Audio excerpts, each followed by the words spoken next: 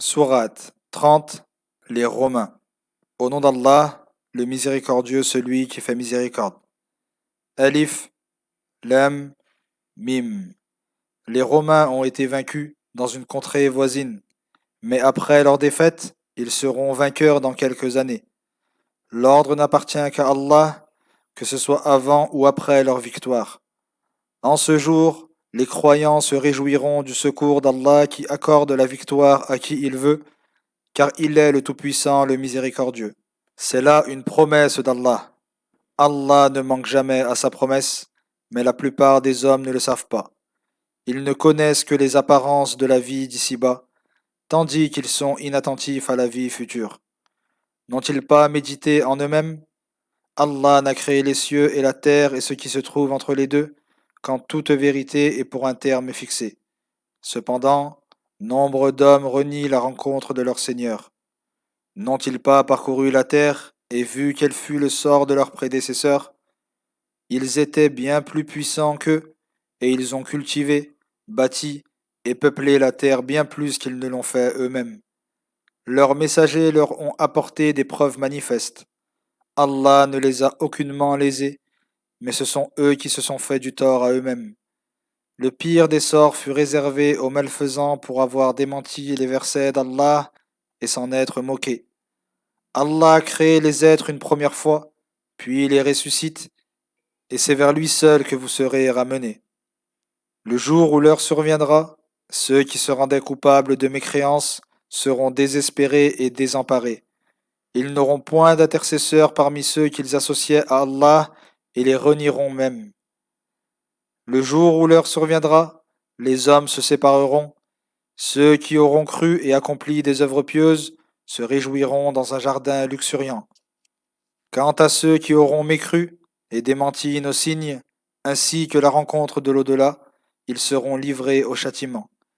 Célébrez donc la gloire d'Allah à la tombée de la nuit et au lever du jour. Louange à lui dans les cieux et sur la terre, ainsi qu'au déclin du soleil et au milieu du jour. Il fait sortir le vivant du mort et le mort du vivant. Il redonne la vie à la terre morte, et c'est ainsi qu'on vous fera surgir de vos tombes. Un de ces signes est qu'il vous a créé de terre, et vous voilà des hommes vous répandant sur terre. Un autre de ces signes est qu'il a créé pour vous des épouses, issues de vous-même, afin que vous trouviez la sérénité auprès d'elles, et il a suscité entre vous affection et miséricorde. Il est en cela des preuves pour ceux qui réfléchissent. Parmi ces signes figure la création des cieux et de la terre, ainsi que la diversité de vos langues et de vos couleurs. Il est en cela des preuves pour ceux qui savent. Parmi ces signes se trouve votre sommeil, de nuit et de jour, et votre recherche de ses bienfaits. Il est en cela des preuves pour ceux qui entendent. Un autre de ces signes est qu'il vous fait voir l'éclair vous inspirant crainte et espoir, et il fait descendre du ciel une eau par laquelle il redonne vie à la terre morte. Il est en cela des preuves pour ceux qui raisonnent. Parmi ces signes est que le ciel et la terre sont maintenus par son ordre, puis il vous lancera un seul appel, et vous surgirez aussitôt de la terre. Tout ce qui est dans les cieux et sur terre lui appartient et lui est soumis.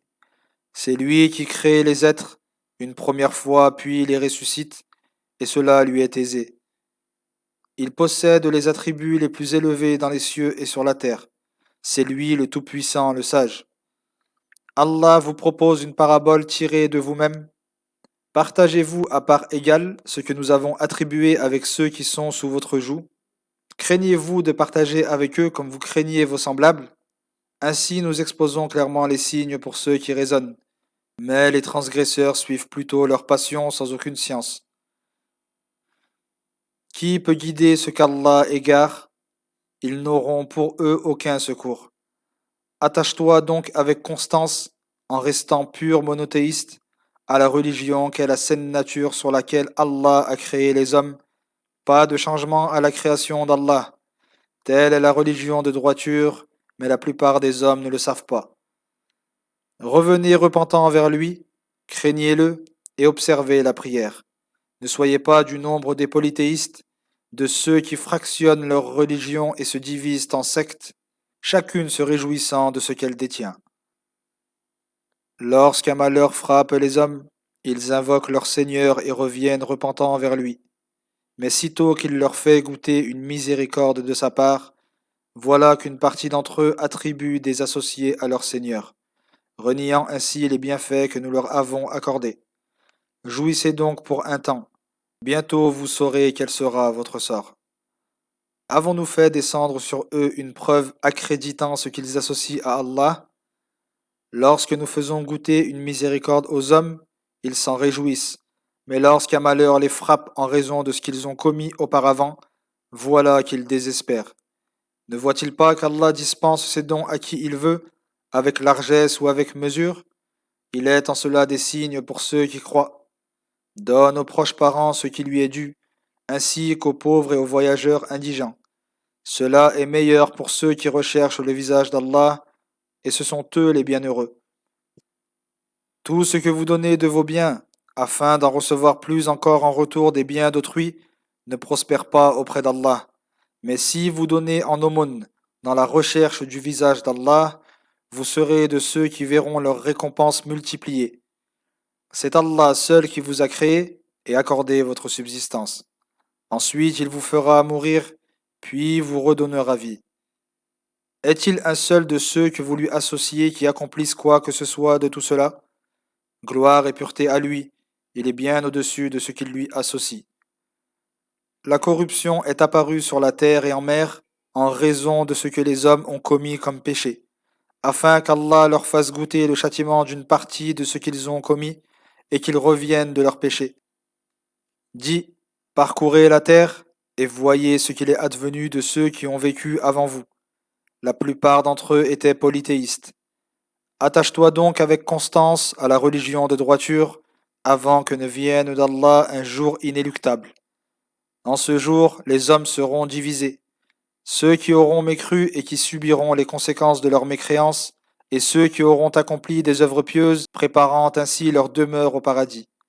Ceci afin qu'Allah récompense de sa grâce ceux qui croient et accomplissent des œuvres pieuses. Allah n'aime pas les mécréants. Un autre de ces signes est qu'il envoie les vents annonciateurs de pluie pour vous faire goûter de sa miséricorde, pour que les navires voguent par son ordre et que vous alliez à la recherche de sa grâce, afin que vous soyez reconnaissants.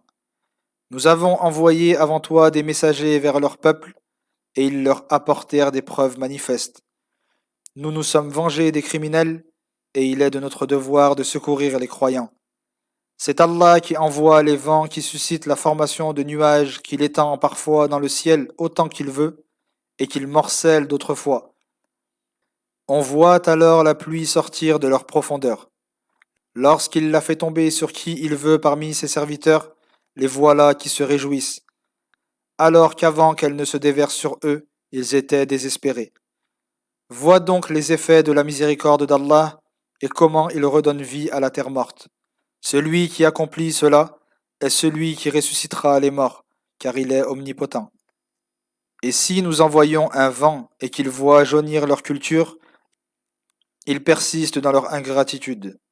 Tu ne peux faire entendre ni ceux qui sont semblables aux morts, ni ceux qui restent sourds à ton appel lorsqu'ils se détournent en tournant le dos. Tu ne peux non plus sortir les aveugles de leur égarement. Tu ne feras entendre que ceux qui croient en nos versets et se soumettent. Allah est celui qui vous crée faible, puis après la faiblesse il vous accorde la force, puis après la force il vous réduit à la faiblesse et à la vieillesse. Il crée ce qu'il veut, il est l'omniscient, l'omnipotent. Le jour où l'heure surviendra, ceux qui se rendaient coupables de mécréance jureront n'avoir passé sur terre qu'un court moment. C'est ainsi qu'ici-bas déjà ils se détournaient de la vérité. Ceux qui auront reçu la science et la foi diront: vous y êtes restés, selon ce qu'Allah vous a écrit, jusqu'au jour de la résurrection. Et voici le jour de la résurrection, mais vous ne saviez pas que cela était vérité.